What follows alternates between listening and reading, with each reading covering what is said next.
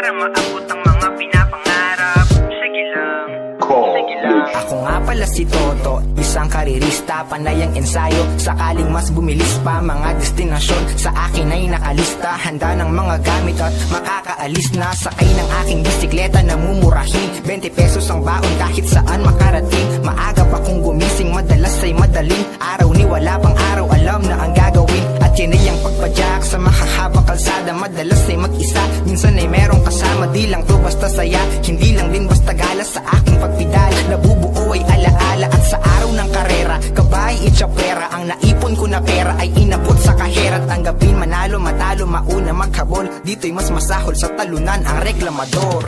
Para matagpuan ang mga hinahanap, sige lang, sikat ng sikat. Para maabot ang mga pinapangarap, sige lang, sikat ng sikat. Makaalis muna ng sandali sa amin, sige lang, sikat ng sikat. At malanghap kung muli ang sariwang hangin, sige lang, sige lang. Ako naman si Oyo, di katulad ni Toto. Pag-usapang karera sa akin ay mukhang malabo. Pinapadya ko rin naman ay medyo malalayo. Di pa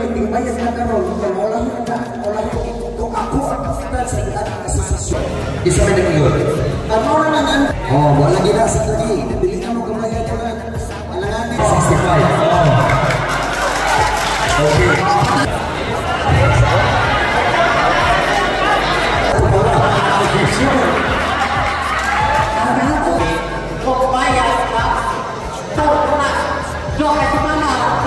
sa ngayon, gawain ko na noon bilang ama na para sa pamilya ay di uurong sa hamon. Para matagpuan ang mga hinahanap, sige lang, sikat